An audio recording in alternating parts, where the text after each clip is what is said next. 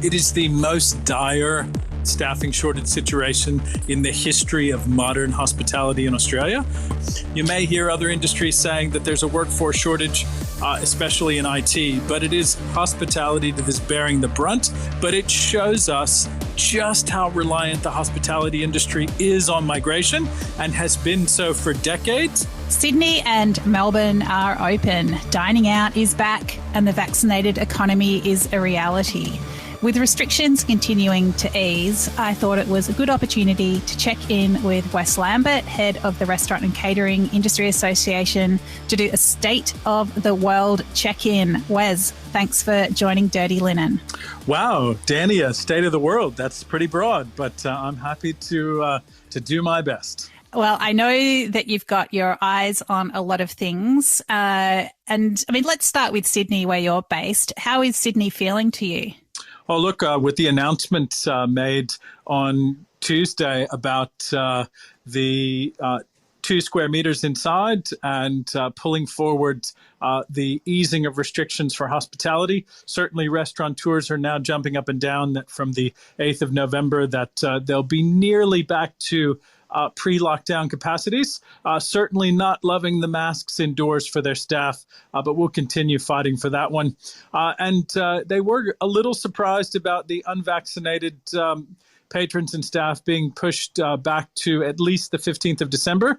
But New South Wales continues to have a good vaccination rate. So we're absolutely confident that we'll make that 15 December date. Yeah, I mean, it's pretty amazing to be going for 95% 16 plus vaccination. It does, I suppose, I don't know, to me, it makes me feel, even if I'm vaccinated, there is going to be so few people around me that aren't vaccinated. I think I would have a level of comfort. So let's just whip around the country. We've obviously got a number of states that are still locked away, waiting to get those vaccination rates up. What are you hearing from businesses in states like South Australia, WA, Queensland, which has set a date? But how are restaurateurs feeling in those states? Oh, look, the states that are not racing towards the 90 to 100% fully vaccinated rates that are lagging behind. Many of those businesses, while they're enjoying their local customers and certainly at least flat from 2019 revenue levels, they are certainly mindful that once borders reopen, that because their premiers have not required vaccinations, that there certainly might be some some hotspots and potentially some local area lockdowns, which is certainly worrying some of the hospitality businesses, especially those near the borders.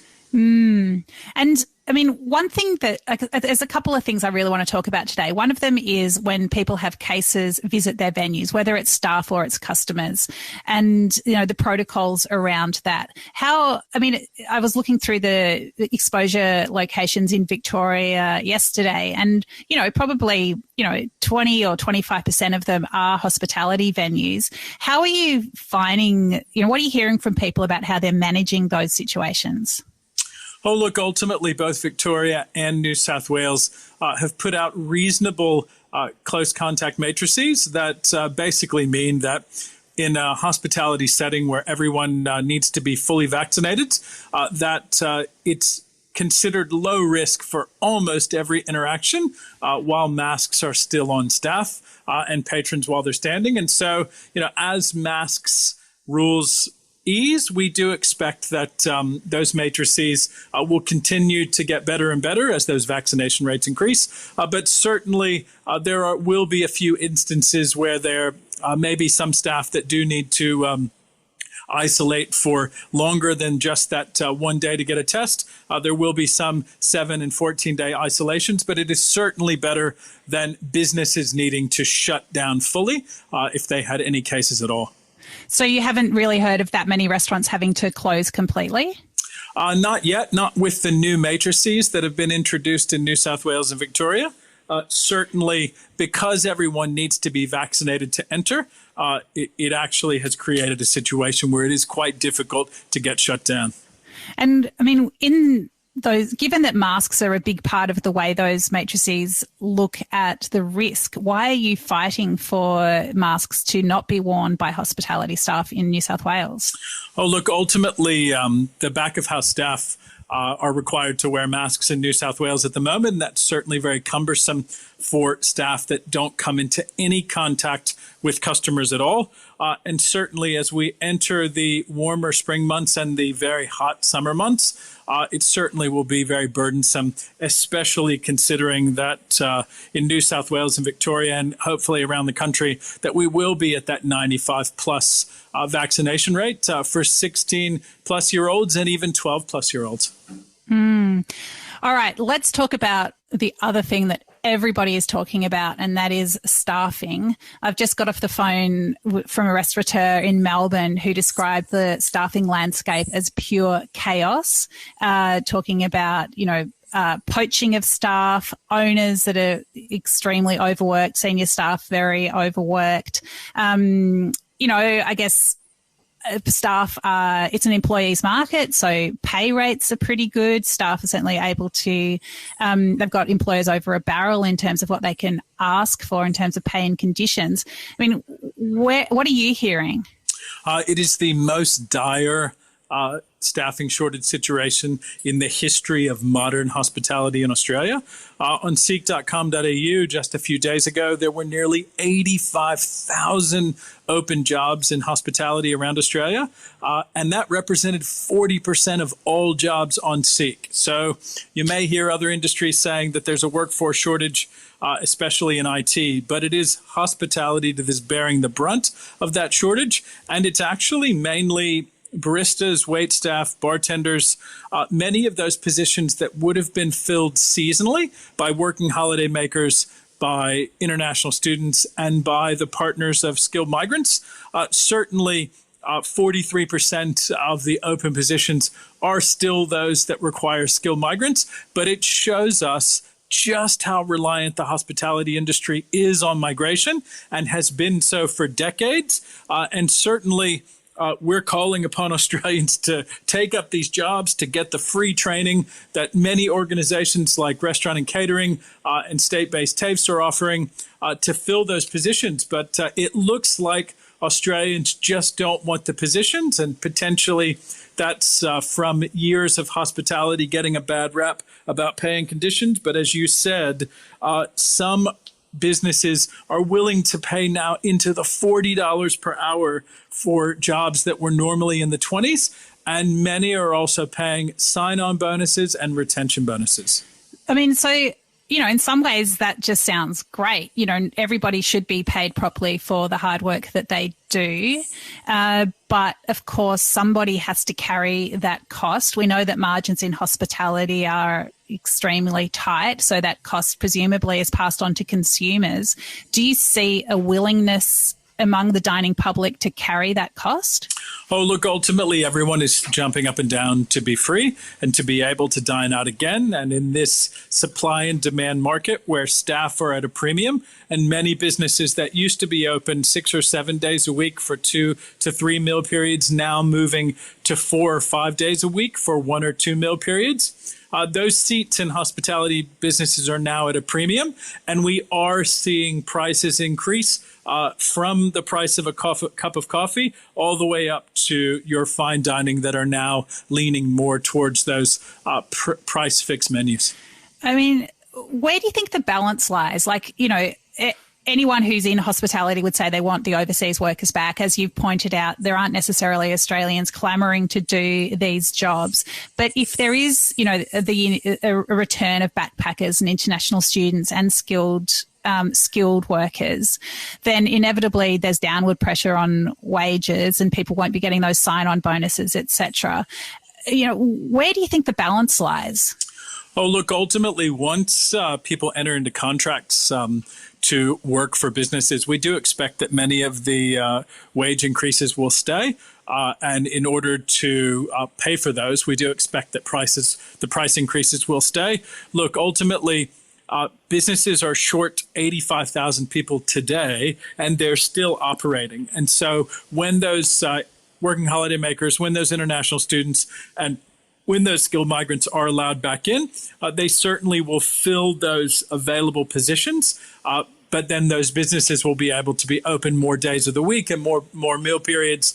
So certainly on the other side of this, we do expect that restaurants will make a little bit more margin, but also that wage costs, dollar costs will increase. I mean, they are still operating for the most part, but as you say, yeah, reduced services, and in some cases, I suppose still trying to operate under a previous paradigm where they were doing, let's say, 7-day service, lunch and dinner, or whatever the business model is.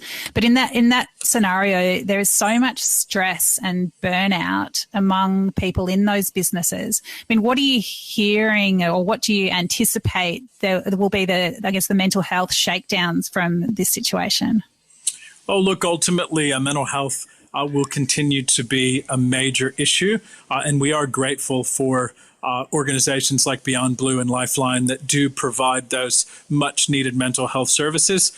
Certainly, if anyone is having mental health issues in hospitality, please call one of those organizations. But there is a lot of burnout. There is a lot of overworking in the market right now, so it will be certainly a blessing once we get those working holiday makers, international students, and skilled migrants, which is why we're calling on the immigration minister to create 100,000 specialty hospitality visas to get as many people back into Australia to work in the hardest hit industry throughout the entire pandemic, both from restrictions, revenue loss, snap lockdowns, and these major staffing issues. One thing that's really on my mind at the moment is that, now the borders are open for Australians and permanent residents to return from overseas. We can leave and return. But people who are on temporary work visas have not had that opportunity, or the borders are not open to them. I mean, I'm so frustrated and angry about this. I just feel like it's a continuation of the disregard and unfairness that has been placed at the feet of these temporary visa holders who we can all agree we need to fill positions. I mean, what do you think that's going to change anytime soon? Well, look, ultimately, we do hope that the federal government reopens the borders to tourists, to international students in mass, and to migrants in early 2022. They certainly have to work out the availability of flights. In Australia, we went from over 60 international airlines coming in and out of Australia to under 10. And so that capacity is going to take a little while to build up.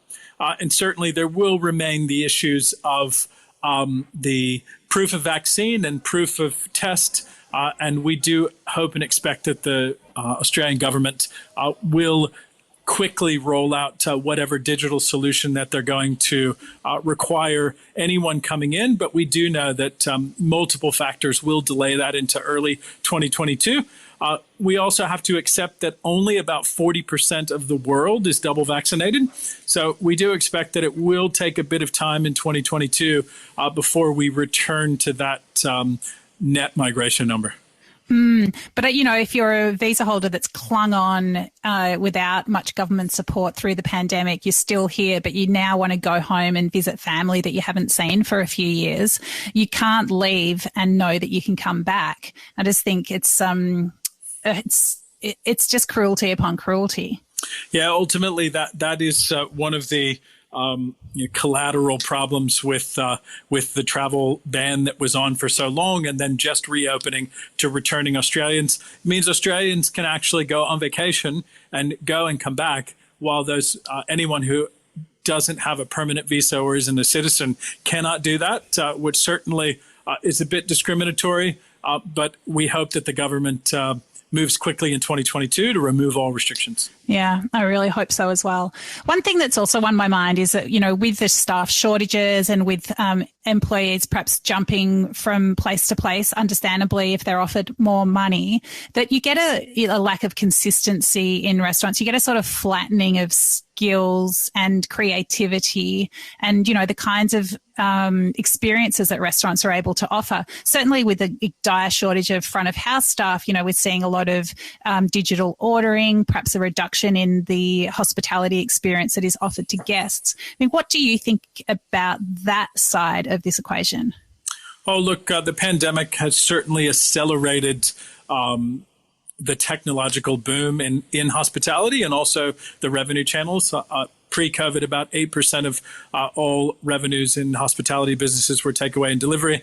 They were 100% during many of the lockdowns, and now they've settled down anywhere between 30 and 40% for businesses. That's a huge growth in technology. And we have heard from many hospitality businesses telling us that they have embraced table ordering. They have embraced all of the technologies that were presented through COVID, QR codes, and many others.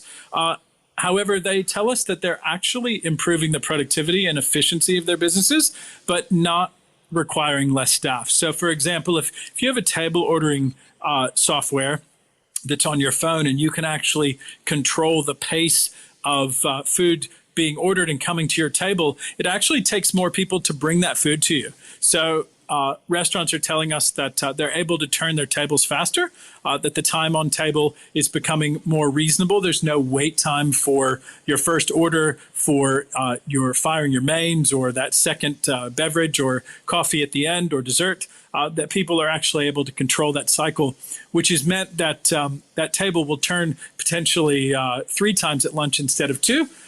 And 2 times at dinner instead of 1.5. And so ultimately, we do expect that technology won't replace the wonderful hospitality workforce, but just create more efficiency. What about the back of house side of things, where it's about people simplifying menus, perhaps shortening menus, reducing the opportunity for error in a less skilled kitchen?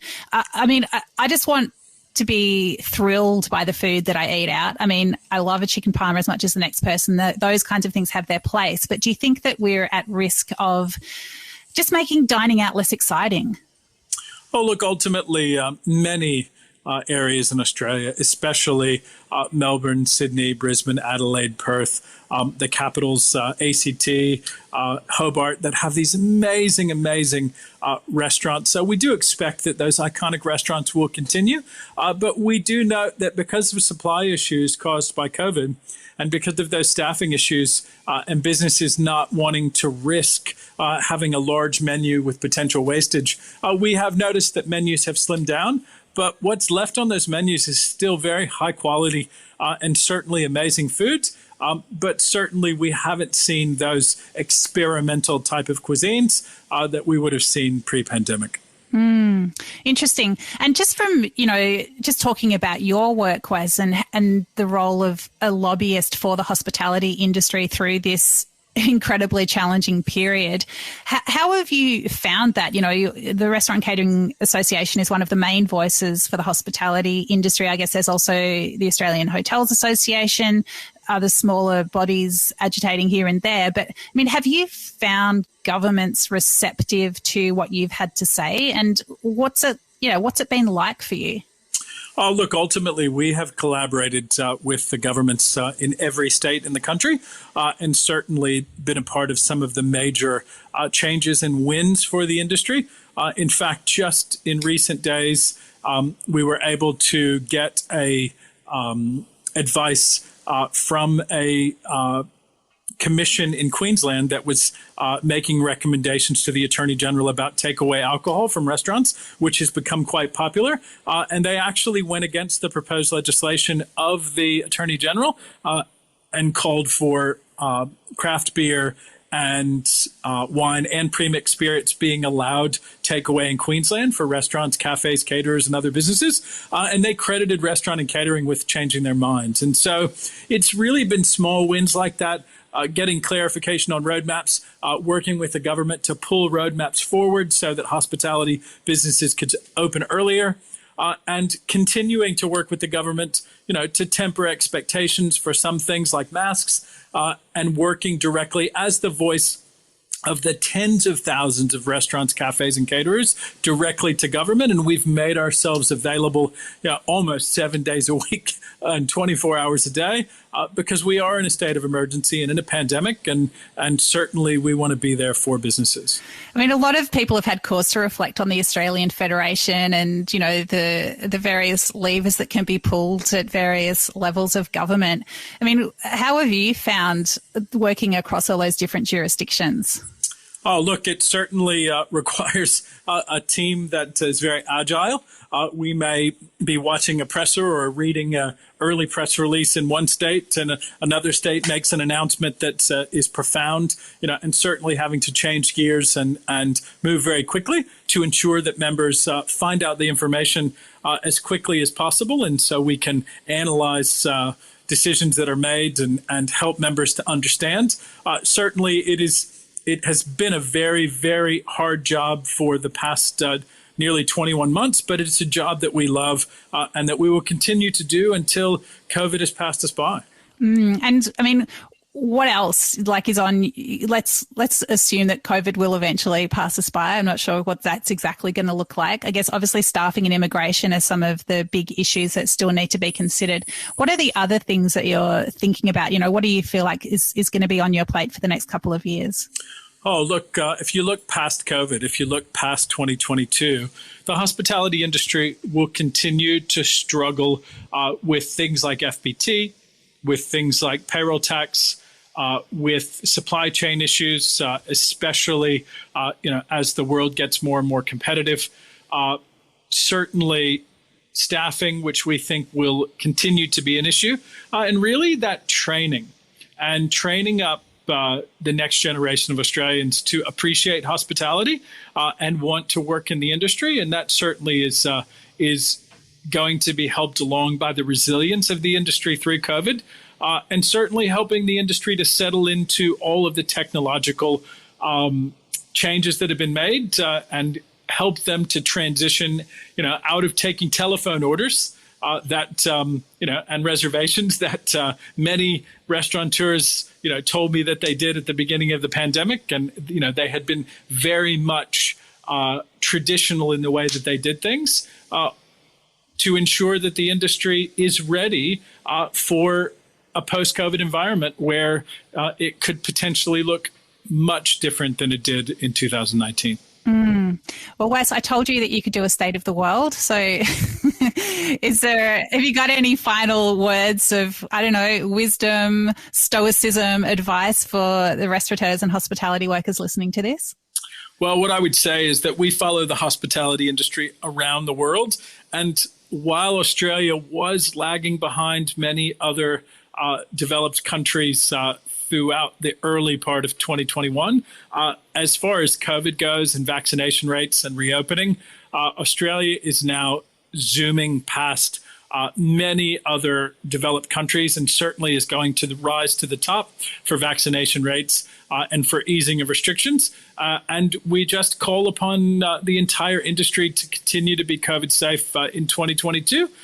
So that we can get fully reopened to the rest of the world, and we can be humbled but also proud to have come out of the other side of COVID a better industry.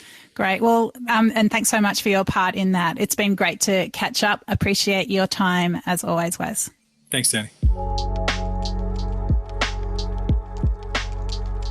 This is Dirty Linen, and I'm Dani Valent. We air the issues that the hospitality industry finds hard to talk about, hearing from different people with unique perspectives. We want to hear from you as well. If you have something that needs to be said about a topic, get in touch so we can include your perspective. Contact us at dirtylinen@deepintheweeds.com.au or hit us up on Insta at Dirty Linen Podcast. We can't wait to hear from you. This